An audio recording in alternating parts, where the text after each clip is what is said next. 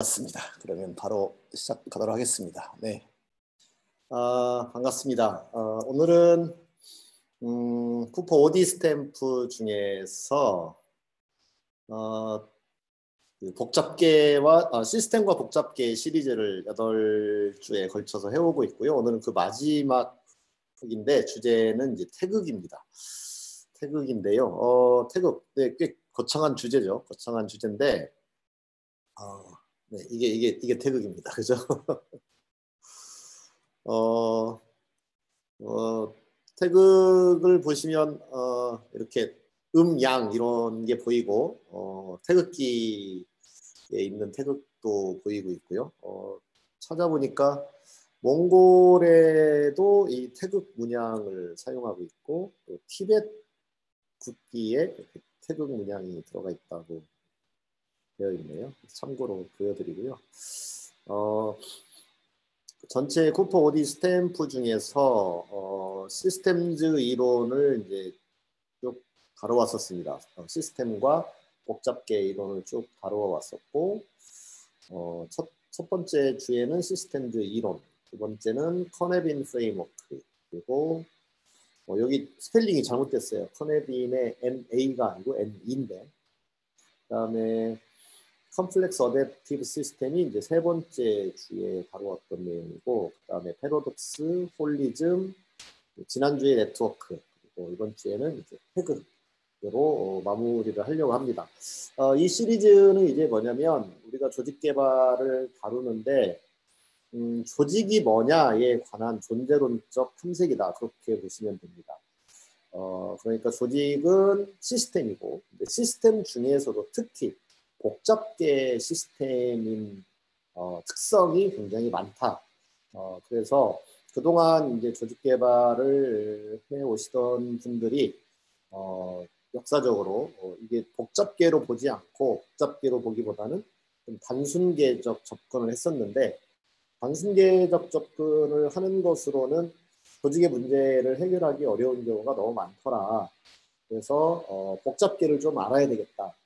근데 우리나라에 이제 복잡계를 다루는 분들이 많지 않아요. 많지 않고 특히 조직 개발에서 이 복잡계 이야기를 하시는 분들이 거의 없는 상황이다 보니 조직 개발을 다루는 데 있어서 근본적인 접근에서부터 좀 다시 생각해 봐야 되지 않느냐 해서 시스템과 복잡계 이론을 계속 다루어왔고요. 오늘은 뭐 하이라이트라고 하긴 좀 그렇지만 매우 오랫동안 인류 역사상 매우 오랫동안 이야기 되어온 태극, 그러니까 약간 어떻게 보면 이원론이고요. 이분법적인 것이기도 한데 그것이 또 하나 속에 포함되어 있다는 그런 개념이죠. 그래서 투인 원 이런 개념이라고 할 수 있어요. 그것이 이제 조직 개발을 하는 사람에게 어떤 의미로 쓰여질 수 있을지 그리고 어떻게 응용할 수 있을지에 대하여 오늘 이야기를 나눠볼 수 있을 것 같습니다. 그리고 참고로 그 오디 스탬프는 총 20개 모듈이고요. 코로나 때문에 이제 이 5월달 오늘까지 실은 이제 3개 모듈을 오프라인에서 다루려고 했었는데 코로나19의 이제 거리두기에 동참하는 차원에서 전부 내용을 다 유튜브로 이렇게 방송을 했고 때로는 줌과 함께 방송을 하고 때로는 유튜브로만 방송을 하고 이렇게 해왔었습니다. 일부만 들으시는 분을 위해서 참고로 알려드리고요. 그 다음에 이번 모듈은 이제 4번째 모듈인 시스템과 복잡계고요. 아까 말씀드렸던 겁니다. 1강부터 쭉 8강까지 이어져 왔던 내용, 그 맥락 속에서 오늘 8강 태극과 갈등 해결을 다룬다, 그렇게 보시면 되겠습니다. 네, 우선 첫 번째는 이제 태극이 뭔지에 대하여, 이게 태극이 주역에서 나온 말이어서 주역하면 좀 머리가 아플 수도 있는데 뭐 제가 주역을 여기서 강의하려고 하는 것도 아니고 주역을 잘 알지도 못합니다. 그런데 태극은 저에게 있어서는 매우 끝없는 호기심의 대상이었죠. 정말 세상을 너무나 간단하게 이 그림 하나로 표현해 주었구나. 여기서 시사하는 점이 되게 많고 힌트가 굉장히 많다. 또 어떤 문제나 갈등을 해결할 때 이 어떤 태극이라고 하는 개념을 좀 더 잘 이해하고 바라보면 훨씬 문제를 잘 바라볼 수 있다. 잘 진단할 수 있다. 그렇기 때문에 또 잘 해결할 수도 있다. 그런 점에서 이제 태극 이야기를 해보려고 하는 겁니다. 영어로 번역된 말은 이제 Supreme Ultimate 이렇게 번역을 해서 쓰더라고요. 그 다음에 이제 중국어 발음이 타이찌 이렇게 돼 있어서 타이찌라는 말로 쓰기도 합니다. 태극을 이제 중국에서는 타이찌라고 말하고 한국식 한자어 발음은 이제 태극 이렇게 되는 거죠. 영어로 이제 의역을 하면 Supreme Ultimate 그래서 최고의 금국이다. 그러니까 태극하고 똑같은 말이에요. 슈프림은 아주 크다는 뜻이고 얼티메이트는 아주 궁극적인 것을 이야기하니까 최고의 것이다. 그런 의미라고 이해를 하시면 되고요. 이 주역에 나오는 주역 개사에 나오는 말인데 그 밑에 있는 한자인데 뭐 이렇게 보면 느닷없이 보면 어렵지만 사실은 그렇게 어려운 말이 아니고 주역할 때 원래 주역은 그냥 역이죠. 역 변화 이런 거잖아요. 그러니까 우리가 조직 관리를 한다는 것, 조직 개발을 한다는 것, 조직을 변화시키고 조직을 혁신시키고자 하는 거니까 역과 당연히 밀접한 관계가 있다고 할 수 있습니다. 주역은 이제 주나라 때 역이다 해서 주역이라고 한다고 해요. 여기서는 한자만 나와 있잖아요. 역에는 태극이 있다.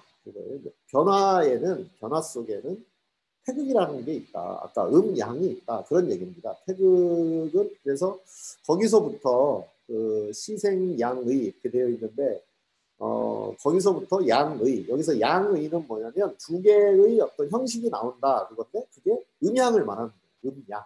그 밑에 이제 양의는 음양이다 이렇게 표시를 해놨죠. 그러니까 변화라는 거의 핵심에는 음과 양이 있다. 그 얘기입니다. 아주 간단합니다. 그죠?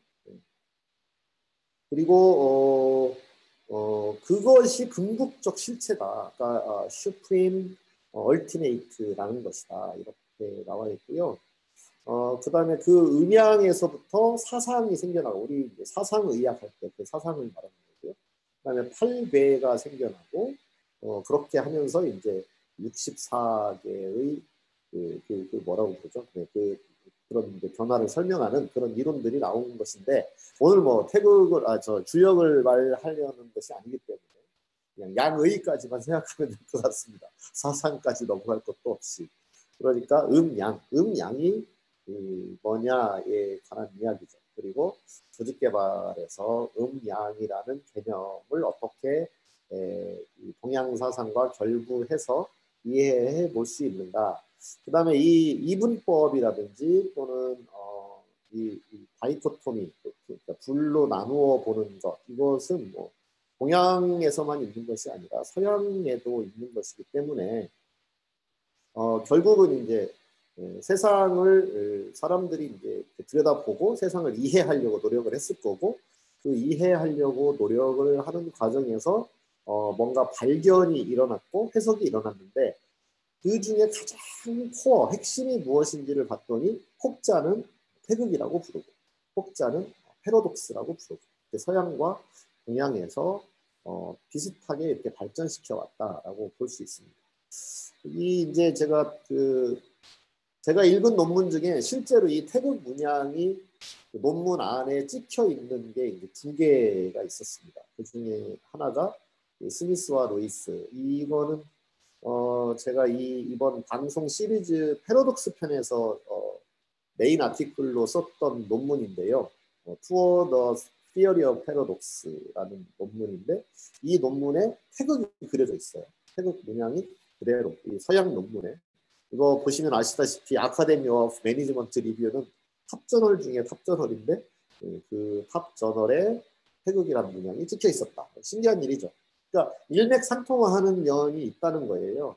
그래서 이 음양에 관한 생각을 하면서 조직 개발을 들여다보면 아주 근본적인 뿌리를 하나 잡고 가는 거다. 이렇게도 이야기할 수 있을 것 같습니다. 그다음에 또 하나는 이제 그 유명한 콜린스 논문인데요. 이거는 이제 HBR입니다. 하버드 비즈니스 리뷰에 게재되었던 논문인데 매우 유명한 논문입니다. 이 논문도 Building Your Company's Vision이라고 해서 회사의 이제 조직 개발에서 맨 초기 단계에 항상 이야기하는 것이 이제 미션과 비전이죠. 그 미션과 비전에 관하여 이야기하고 있는 논문이고요. 거기에 핵심 가치와 미션은 음에 해당하고, 그다음에 비전은 양에 해당한다. 이렇게 이제 보고 있는 거죠. 조직 개발에 정말 그대로 가져다가 쓴 거 아니겠어요? 너무 재미나죠? 이제 논문에 논문에 있는 그 말을 그대로 그 밑에 따온 겁니다. A well-conceived vision consists of two major components. 여기서 이제 그 아주 바람직한 비전이라고 하는 게 여기서는 그 비전을 더 큰 개념으로 하나로 그냥 묶어서 미래의 모습 이렇게 이제 이야기를 하고 있긴 한데요.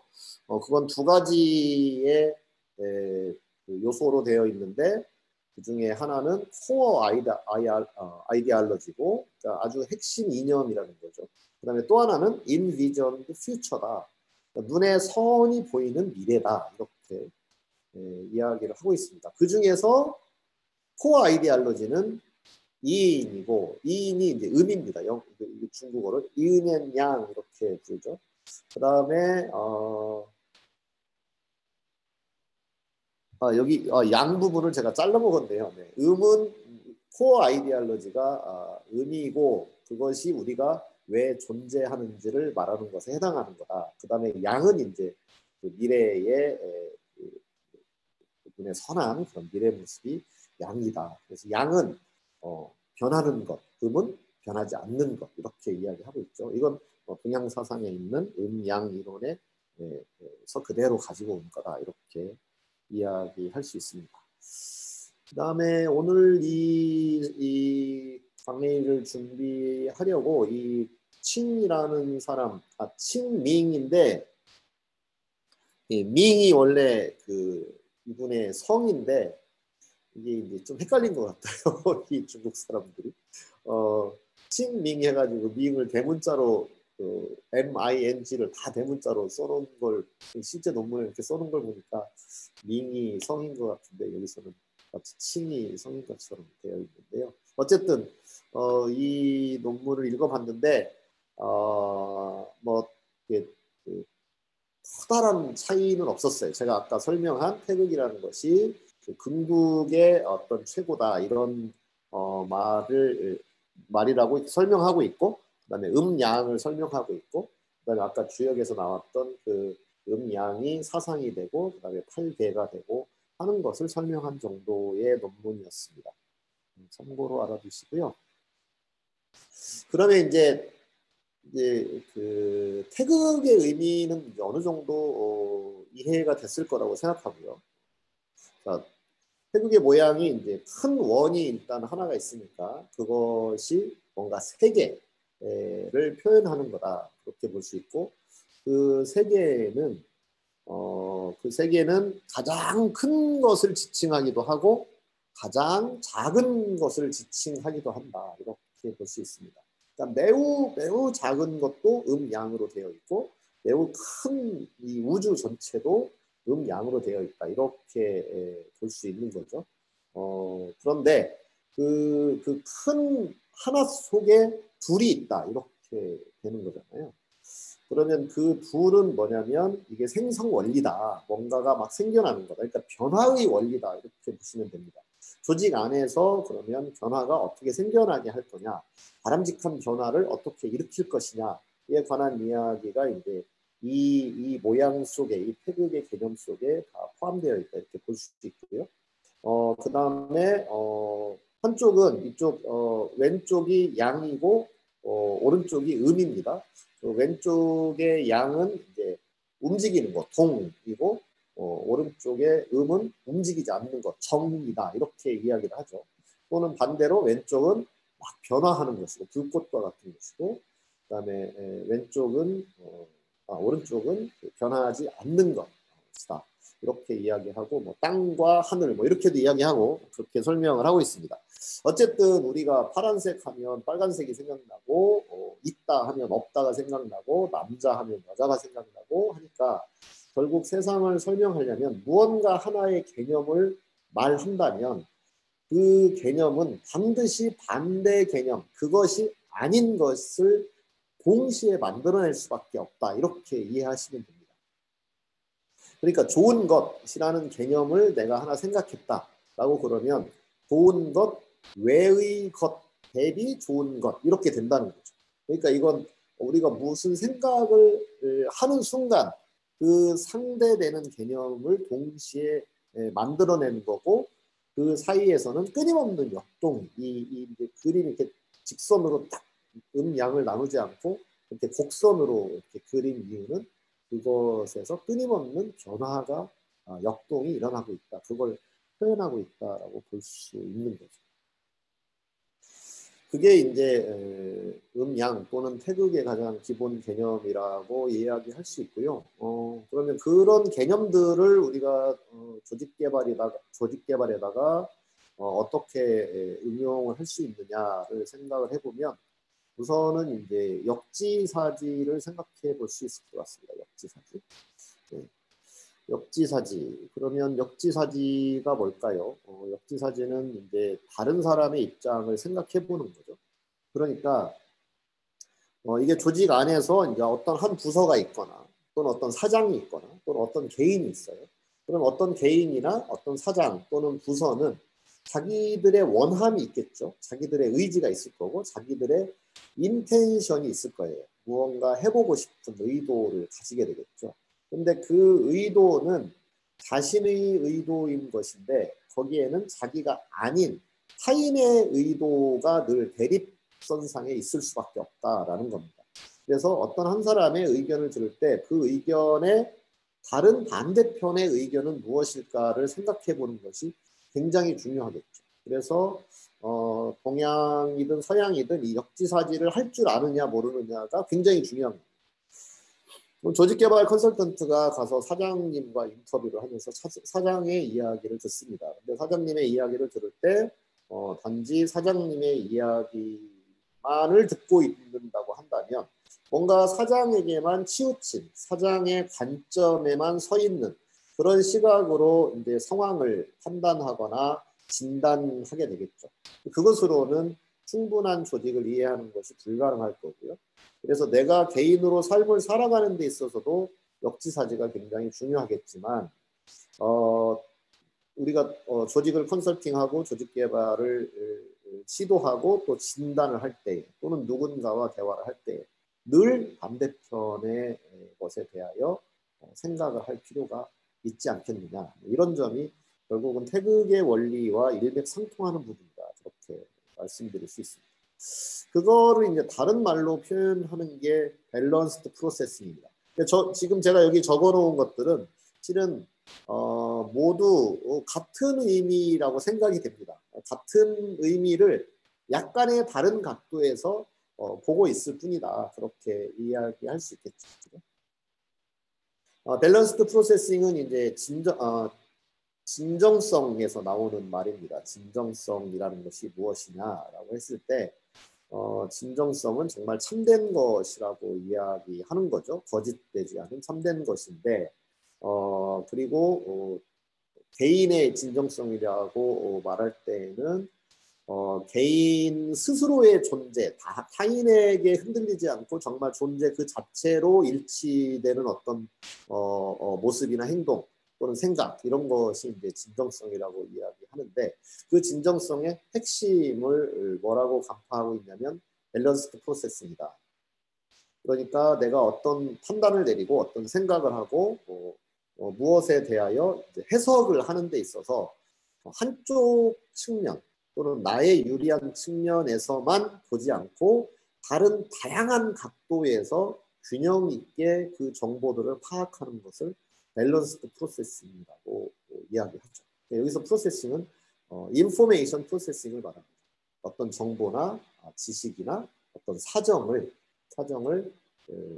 자신의 관점에서만 보는 것이 아니라 또는 어떤 한쪽 편의 관점에서만 보는 것이 아니라 매우 다양한 여러 관점에서 보도록 하는 것이 밸런스 프로세스입니다. 이렇게 이야기하죠. 근데 조직 개발을 하는 과정에 있어서 이제 진정성은 굉장히 중요하겠죠. 회사의 진정성도 중요할 거고요. 어떤 팀의 진정성도 중요할 거고 리더의 진정성, 일하는 사람 한 사람 한 사람의 진정성이 굉장히 중요할 텐데 그러면 이 진정성이라고 하는 걸 어떻게 지켜갈 거냐? 굉장히 어려운 거죠. 굉장히 어려운데 예를 들면 고객 만족 또는 뭐 고객 감동 이런 말들을 하는데 고객을 감동시키느라 정작 직원들은 너무 소진되고 힘들어한다. 그건 밸런스드 프로세싱을 하지 못하는 거죠. 사장님이 너무나 고객에게만 치우친 생각을 한 나머지 실제 자기 구성원들이 무엇을 겪고 있는지는 잘 모른다라고 한다면 사장의 사고는 밸런스드 프로세싱을 하지 못하고 있는 상황이다. 이렇게 볼 수 있죠. 그러니까 태극의 관점을 잘 가지고 있다면 고객 이야기를 할 때 바로 이 사장님은 직원도 생각할 수 있어야 된다. 이렇게 얘기할 수 있습니다. 말할 수 있습니다. 그 다음에 어떤 부서를 생각할 때는 또 다른 부서를 생각할 수 있어야 되는 거고요. 그런 점에서 태극이 품고 있는 그 개념은 여러 가지로 응용될 수 있다. 그렇게 말할 수 있는 거죠. 음향에 대해서는 제가 이미 많은 말씀을 드렸고요. 그 다음에 재미난 개념이 이제 쿼지 이퀄리브리엄이라는 개념이죠. 이것은 이제 우리가 어떤 상태를 파악하는 데 있어서 복잡계적인 관점에서 볼 때 무엇인가 이렇게 정체되어 있거나 현재 뭔가 안정된 상태가 있다거나 뭔가 정지되어 있는 상태가 있을 때 그것을 마치 정말 균형이 딱 잡혀져 있는 상태라고 볼 수 있는데 실은 그렇지 않다는 것이 이제 쿼지 이퀄리브리엄이라는 개념이죠. 그러니까 이것은 정말 그대로 글자 그대로 그 태극을 모양 그대로 태극을 말하는 것이라고 할 수 있어요. 음양이 있는데 그 음양이 딱 이분화되어서 딱 대립하고 있는 그런 정적인 모습이 아니라 이게 이렇게 움직이고 있잖아요. S라인처럼. 그러니까 이게 떨고 있다는 거죠. 균형이라고 하는 게 이렇게 정지되어 있는 균형이 아니라 막 떨고 있는 거다. 그 안을 들여다보면 이런 정지와 움직임이 동시에 존재한다. 이것이 이제 쿼지 이퀄리브리엄이다. 이렇게 보는 개념입니다. 이 개념도 이제 서양 사람들이 말한 거니까 이게 굉장히 서양적이다 이렇게 말할 수 있지만 태극이나 음양의 그 개념에 이미 포함되어 있었다 이렇게 말할 수 있고요. 그 다음에 패러독스도 마찬가지죠. 패러독스도 그 지난번 패러독스 시간에도 이제 이 태극에 관한 말씀을 드렸었고요. 패러독스도 역설인데 두 가지가 이제 대립하면서 동시에 존재할 수밖에 없는 그런 이제 절묘한 상황을 이야기하는 건데요. 이게 동시에 존재할 수밖에 없는 것이고 연속적으로 존재하는 거다. 그것은 바로 이 태극의 모양과 다르지 않다. 그렇게 이야기할 수 있는 거죠.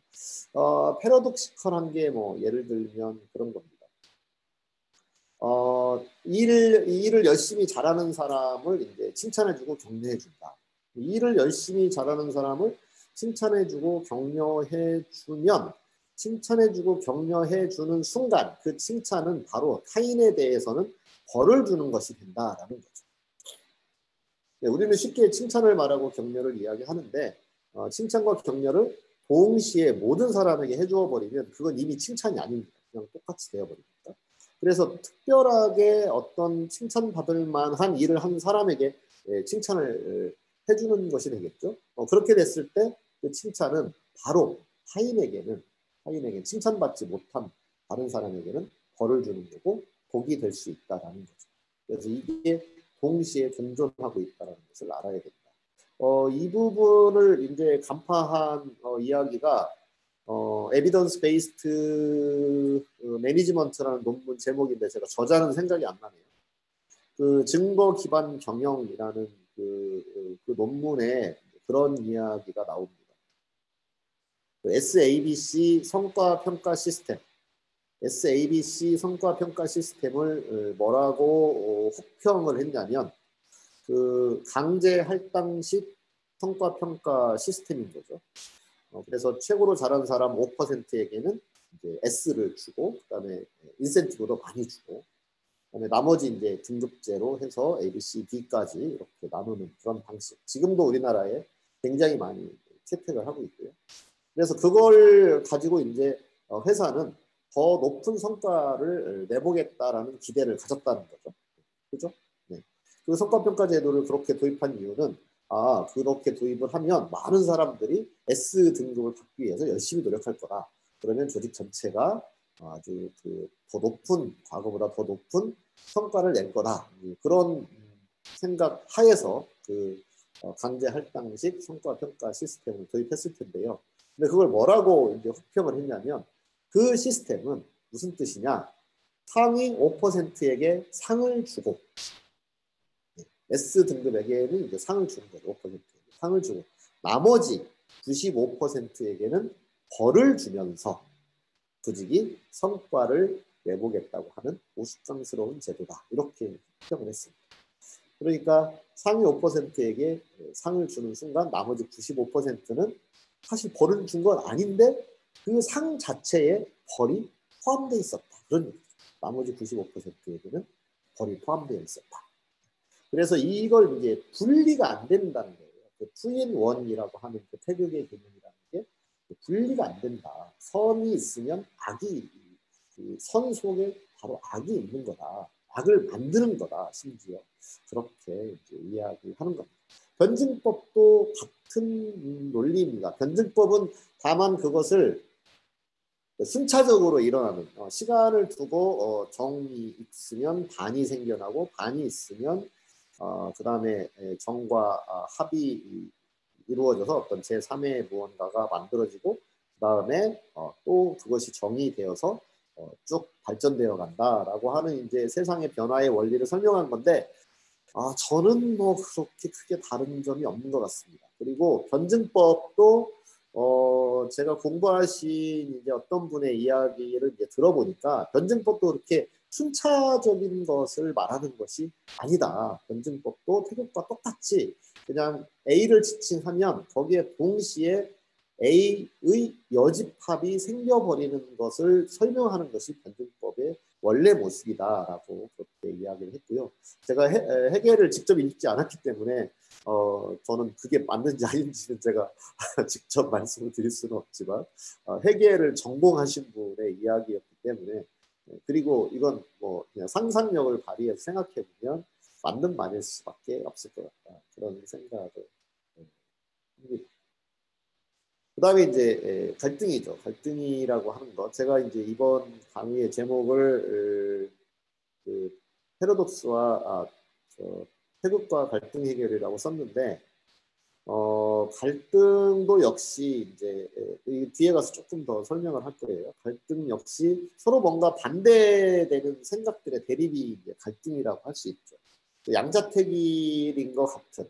근데 그 양자택일이 이 태극의 원리에서 보면 결코 양자택일이 아니라는 거죠. 그 양자가 동시에 존재할 수밖에 없다라고 하는 생각을 해보면 이분들의 주장 속에 이분들의 의견 속에 같은 것이 포함되어 있겠구나. 그러니까 어떤 하나를 말하면 그 반대의 것을 포함하는 것과 똑같이 또 어떤 대립은 그것을 포괄하는 또 하나가 있을 수 있다. 이렇게도 반대로 생각해 볼 수 있는 거죠. 그것이 이제 갈등 해결을 해낼 수 있는 어떤 커다란 힌트가 아닌가라는 생각이 들어서 갈등을 또 여기에다가 같이 포함을 시켜봤습니다. 자, 그러면 이제 이 이야기를 해볼 수 있을 것 같습니다. 잠깐 여기로 넘어가기 전에 저쪽에 그 유튜브에서 무슨 일이 벌어지고 있는지 한번 잠깐 봤으면 좋겠네요. 유튜브에서 네, 약간의 토론이 있군요. 네, 좋습니다. 네, 유튜브에서 열심히 토론해 주시고요. 제가 여기서 막 방송하느라 정신이 없어서 유튜브에서 이렇게 제가 이 채팅에 문자를 남기거나 하기가 어려운 사정이니까 보니까 저희 회사의 멤버도 계신 것 같고 하니 그래서 열심히 토론을 나눠줘 보시기 바랍니다. 감사합니다. 네. 그러면 다시 들어가서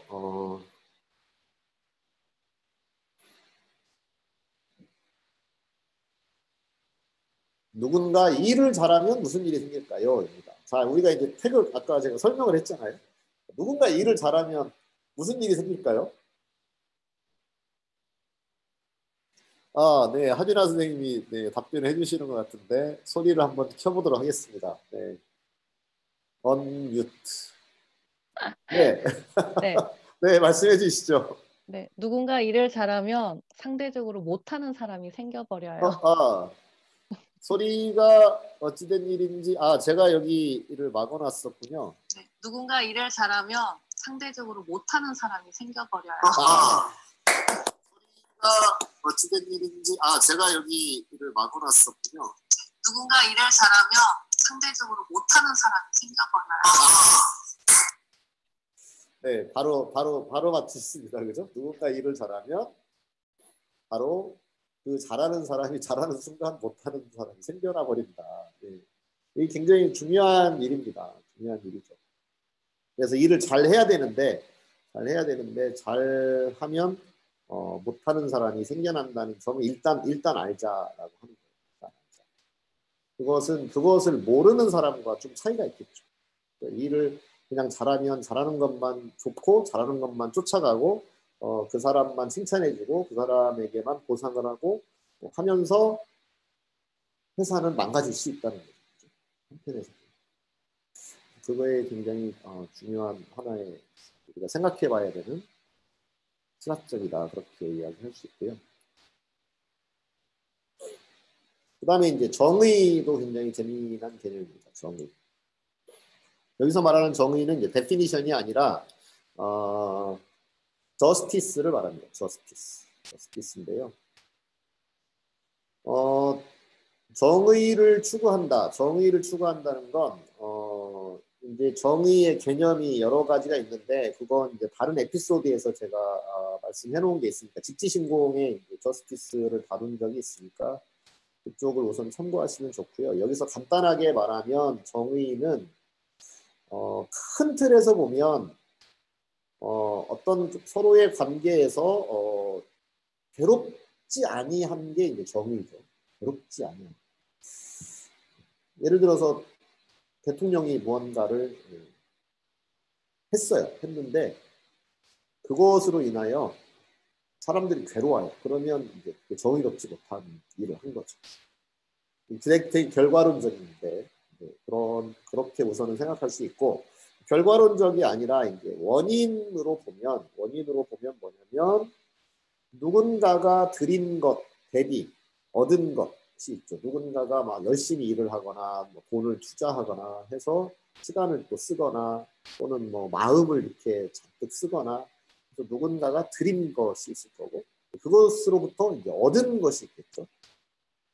그것과 타인, 이 저스티스는 혼자로서는 저스티스라는 게 없다고 할 수 있습니다. 상대방이 상대방이 드리는 것과 또 얻은 게 있겠죠.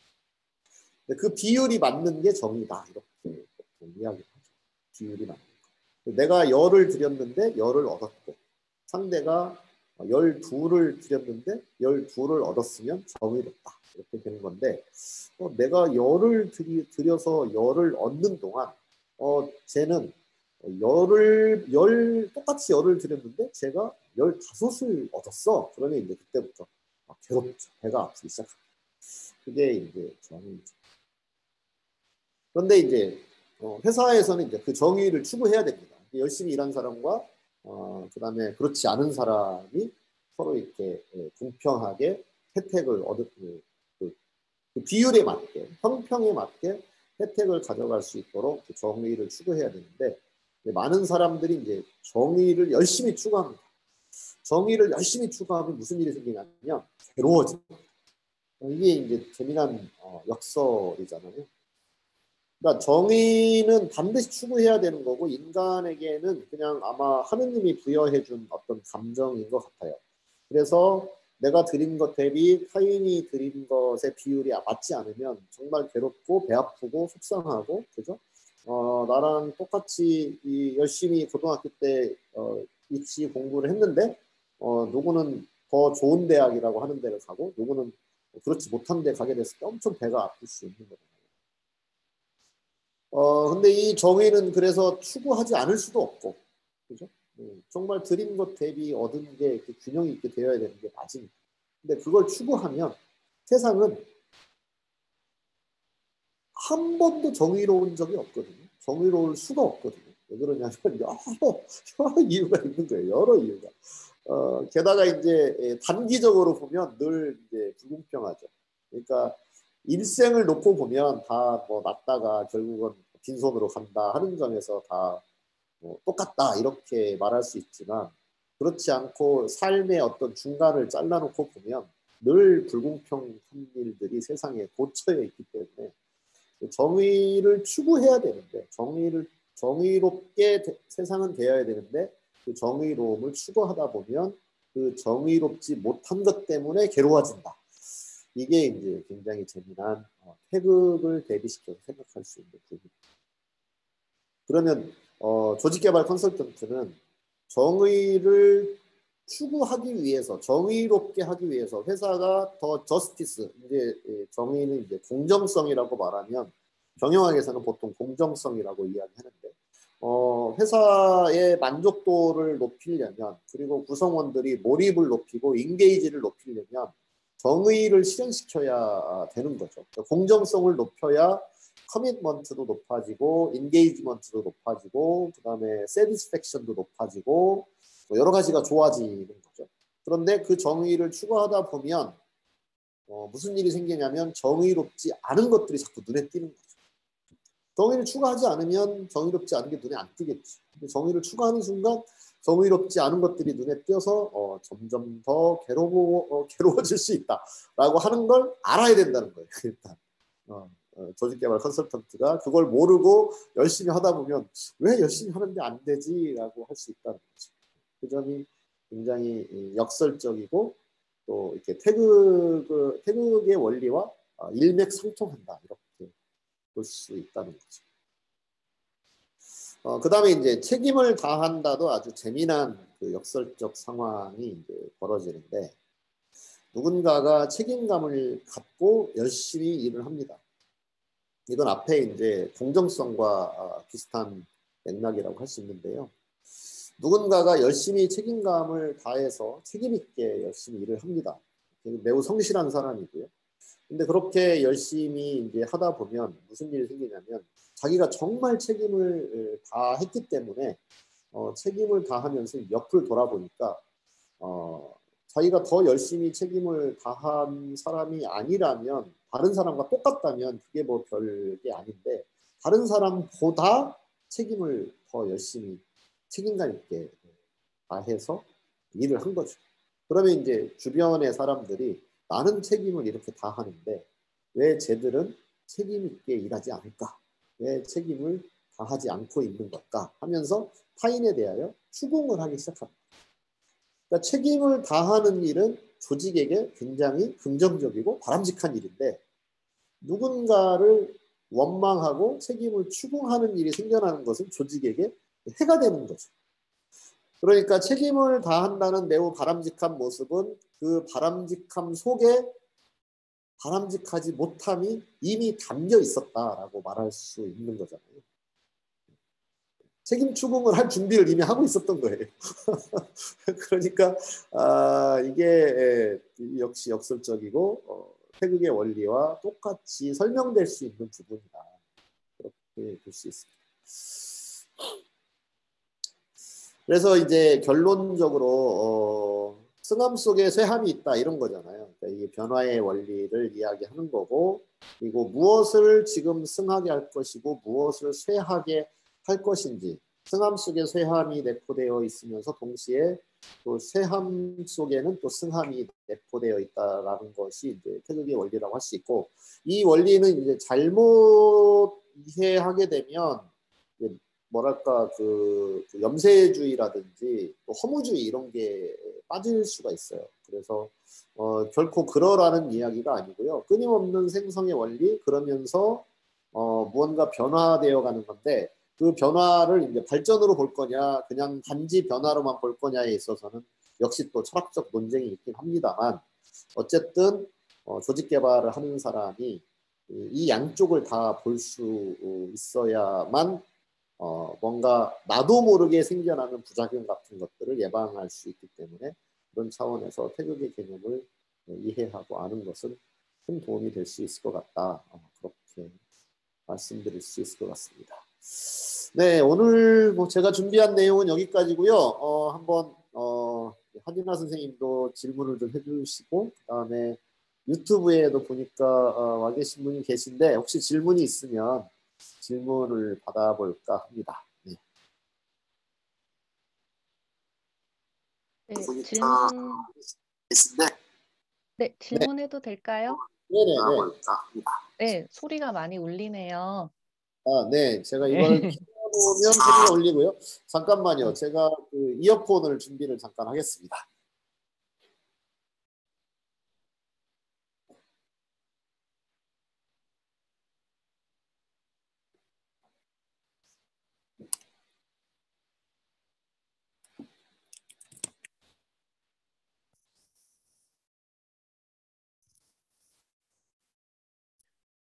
네. 네, 그러면 오늘 강의 내용을 저는 어떻게 받아들였냐면요. 모든 것에 어떤 모든 상황에는 음과 양이 존재를 하니까 우리가 조직 개발이나 조직 관리를 할 때 항상 음과 양, 그 양면을 다 고려를 하고 어떤 걸 실행을 해야 된다. 네, 그렇게 이해를 하면 될까요?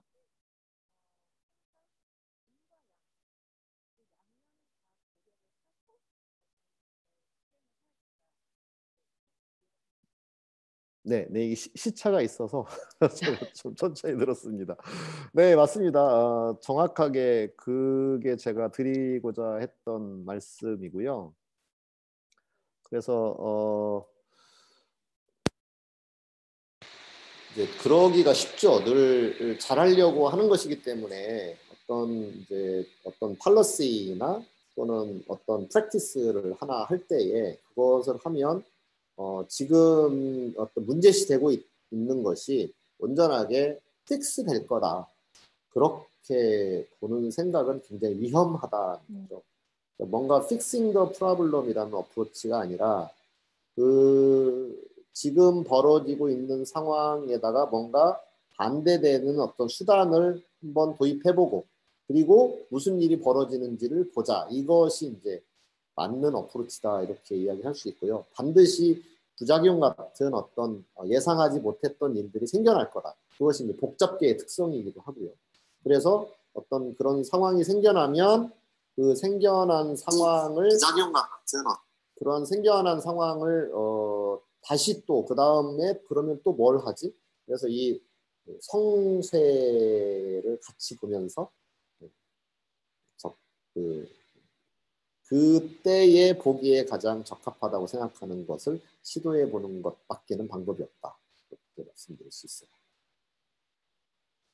그러니까 뭐 예를 들면 구체적으로 말씀을 드리면 너무 지금 그 성과 보상이 일 잘하는 사람이나 못하는 사람이나 너무 똑같다. 이 구분이 없다. 그러면 이제는 구분을 해주는 게 필요한 상황이라고 볼 수 있잖아요. 그래서 이제 그 성과를 좀 더 많이 내는 사람에게 좀 더 보상을 주고, 그렇지 못한 사람들에겐 좀 덜 보상을 주고, 그렇게 하죠. 그러면 이제 그걸로 문제가 해결될 거다. 이건 이제 잘못된 생각이라는 거죠. 그렇게 하다 보면 이제 무슨 일이 생기냐면, 나머지 이제 성과 보상을 덜 받는 사람들이 나는 이 회사에서는 인정받지 못하는구나, 존재감이 없구나, 그렇게 생각하면서 점점 나쁜 어떤 역효과를 내게 되겠죠. 근데 그때 가서는 또 어떤 균형을 또 맞추는 어떤 다른 매저를 강구해야 되고, 요즘 그래서 그전에는 이제 그 강제 할당식을 많이 쓰다가 요즘 호봉제 도입을 다시 해야 되나라는 의견도 또 나오고 있는 것이 그런 이유와 일맥상통한다. 그렇게 말씀드릴 수 있을 것 같습니다.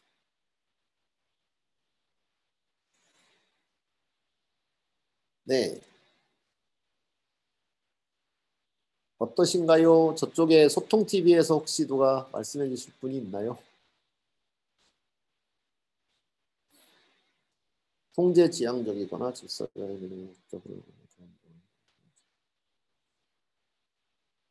네, 신준섭님께서 질문해 주신 게 있는데요. 기존의 조직 관리는 통제지향적이거나 질서정연한 미래의 예측에 집중했다면 복잡하고 혼돈적이고 불안정한 상태에서의 최근 조직은 태극적 관점으로 조직을 바라보고 조직을 컨설팅해야 한다는 말인가요? 네, 네, 그렇죠. 당연히 그렇습니다. 정확하게 맞추셨습니다.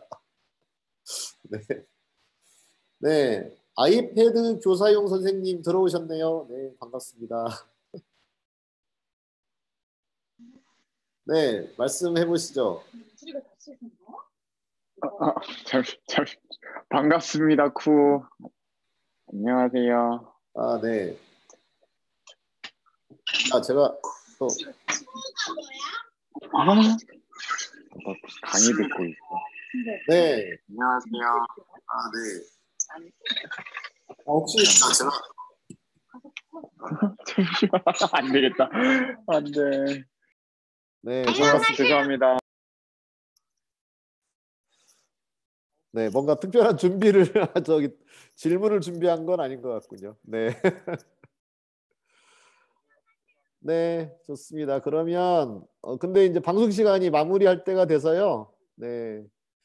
그러면 네. 하고요.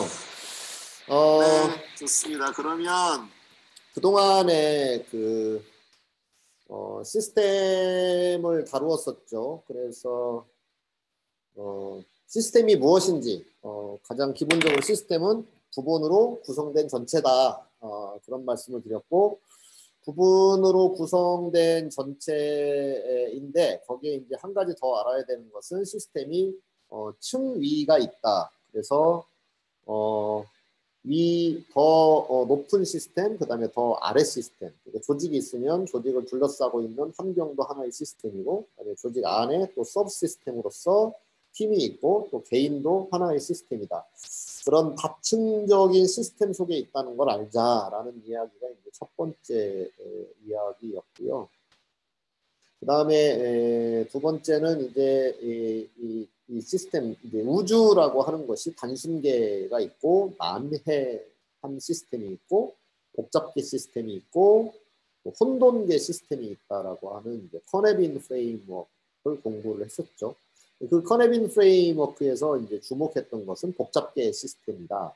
복잡계 시스템이 왜 주목을 해야 되냐면 조직 문화, 그다음에 구성원들의 동기, 그다음에 성과 평가 시스템, 리더십 이런 부분들이 이런 이제 조직 개발의 주요한 테마들이 실은 다 복잡계적이다 그런 거고요.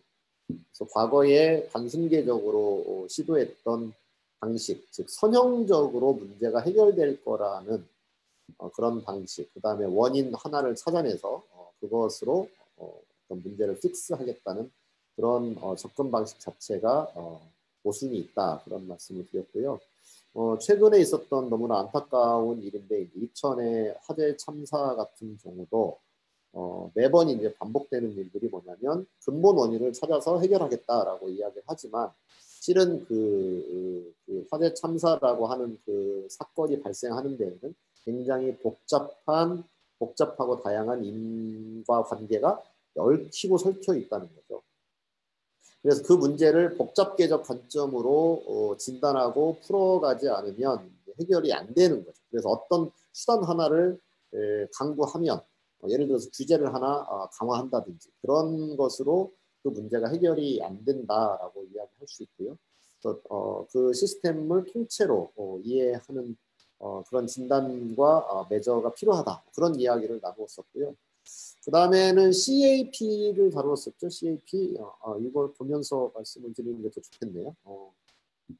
컴플렉스 어댑티브 시스템. 그래서 창발을 보자라는 거였어요. 저기에서의 키워드는 창발.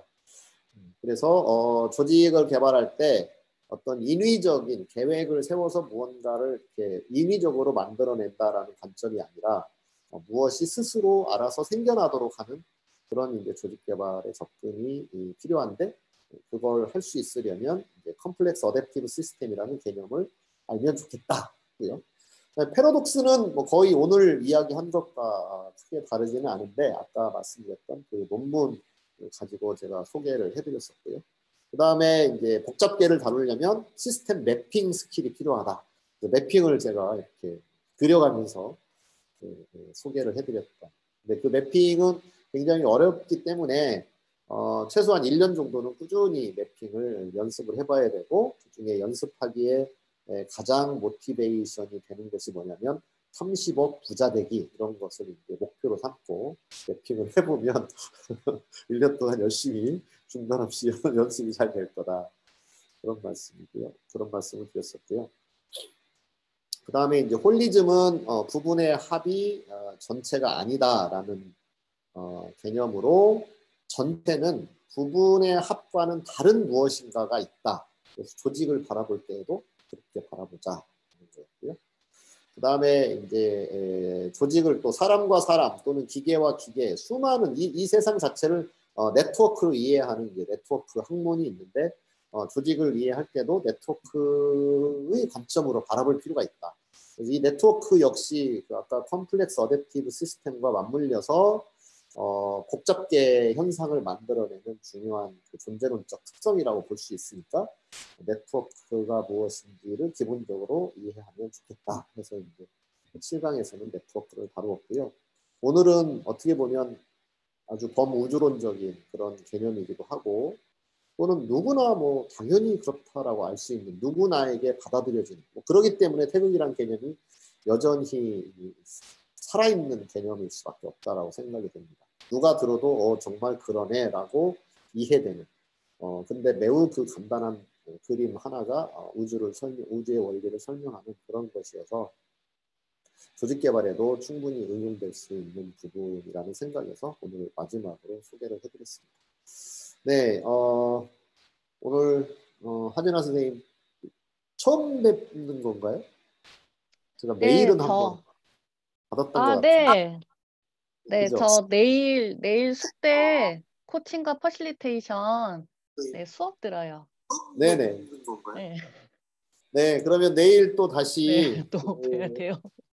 내일 주제는 이제 퍼실리테이션의 철학인데 네, 같이 내일은 이제 들어오신 분들이 굉장히 많으셔서 아마 토론도 재밌게 해볼 수 있는 네, 그런 수업이 되지 않을까 기대를 합니다. 네, 네, 오늘 무려 참여해 주셔서 30명. 감사드리고요. 나머지 아이패드 교사용 선생님도 감사드리고 그다음에 NJ도 와주셔서 감사합니다. 오늘 방송은 여기서 마치겠습니다. 네, 다음에 다시 뵙겠습니다. 네, 감사합니다. 네, 편하게 나가주시면 됩니다. 네, 예의 차리지 않고 그냥 쓱쓱 나가셔도 괜찮습니다. 그런데 유튜브 질문이 있으십니다.